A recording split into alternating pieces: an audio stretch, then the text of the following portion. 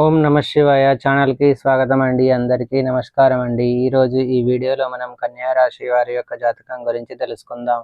వీరి జీవితానికి సంబంధించినటువంటి ప్రధానమైన అంశాలు ఏంటి, అలాగే 2026వ సంవత్సరం జూలై 16వ తేదీ గురువారం యొక్క దినఫలాలు కన్యా రాశి వ్యక్తులకు ఏ విధంగా ఉంటాయి. ఈరోజు దినఫలాల ప్రకారం మధ్యాహ్నం 2:30 తర్వాత జరగబోయేది ఇదే. అయితే కన్యా రాశి వారికి ఈ రోజు దినఫలాల ప్రకారం ఎటువంటి అనుకూల ఎటువంటి ప్రతికూల భద్రకాళి జ్యోతిష్యాలయం.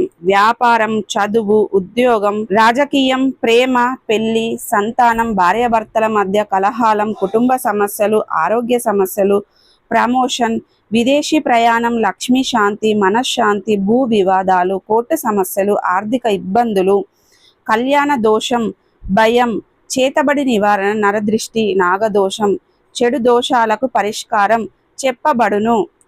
కోయ గురూజీ పి.వై. శ్రీనివాసరాజు గారు. గురూజీ గారు ఫోన్ నెంబర్ 9908806652. నమ్మకంతో మా గురూజీ గారికి కాల్ చేయండి. మీ సమస్యలన్నిటికీ పరిష్కారాన్ని కనుగొనండి. ఫలితాలు వీరి జీవితంలో కనిపిస్తున్నాయి.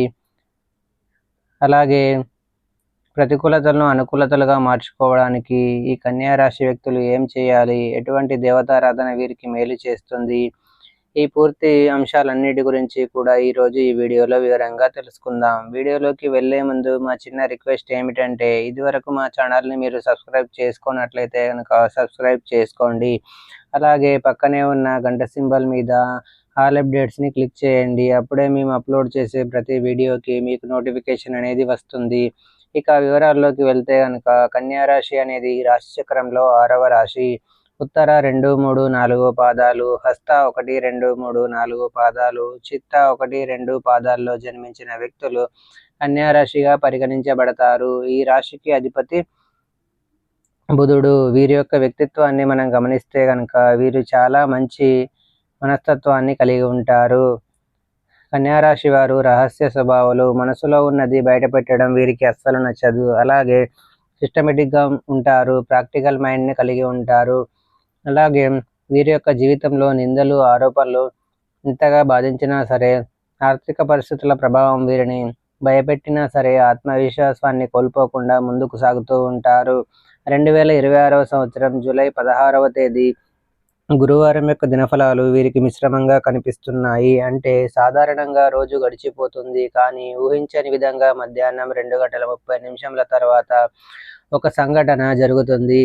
మీ యొక్క కుటుంబ సభ్యుల్లో ఒకరి వల్ల మీరు ఒక పెద్ద సమస్యలో చిక్కుకునే ప్రమాదం ఉంది. జాగ్రత్త పడండి. అంటే ఫోన్ కాల్ రూపంలో కావచ్చు, లేదా ఇతరతర వ్యవహారాల విషయంలో జాగ్రత్తగా ఉండండి. ఈరోజు దినఫలాల ప్రకారం ఏదైనా తెలియని నెంబర్ నుండి వీడియో కాల్ వస్తే అస్సలు లిఫ్ట్ చేయకండి. ఇటువంటి సమస్యలు చిక్కుకునే ప్రమాదం అయితే కనిపిస్తుంది, కాబట్టి ఈ అంశంలో తగిన జాగ్రత్త మీకు చాలా అవసరం.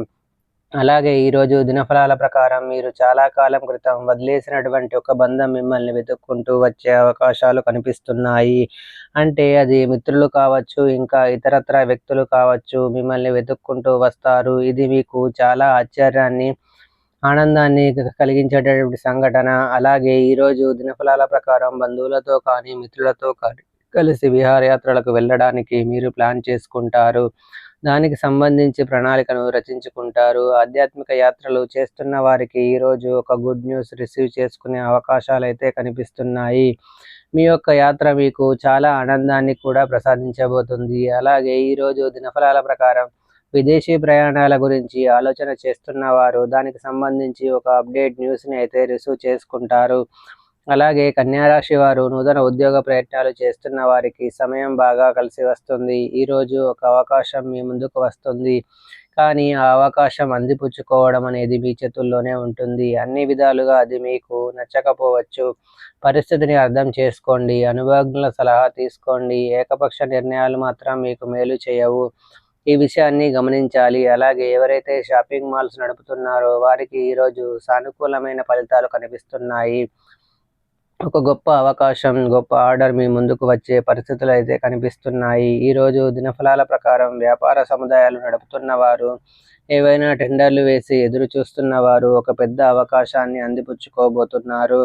టెండర్లు మీకు అనుకూలంగా రాబోతున్నాయి. ఈ విధంగా అనుకూల ప్రతికూల ఫలితాల మిశ్రమంగా ఈ రోజు మీకు గడిచిపోతుంది. ప్రతికూలతలు అనుకూలంగా మార్చుకోవడానికి శివారాధన తప్పనిసరిగా చేసుకోవాలి. హనుమాన్ చాలీసాను పఠించండి. శ్రీ మహాలక్ష్మీదేవిని నిత్యం ధూపదీప నైవేద్యాలతో ఆరాధించండి. అలాగే మీ యొక్క జీవితంలో శుభప్రదమైన ఫలితాలను మీరు ఖచ్చితంగా చూస్తారు. మీ ఆర్థిక స్థితి శక్తి మేరకు దాన ధర్మాలను చేయండి. ఆర్థిక స్థితి అనుమతిస్తే కనుక దేశీయ గోమాతను దానం చేయండి. ఆవును దానం చేయడం ద్వారా కూడా మంచి శుభకరమైన ఫలితాలను మీరు ఖచ్చితంగా పొందుకుంటారు.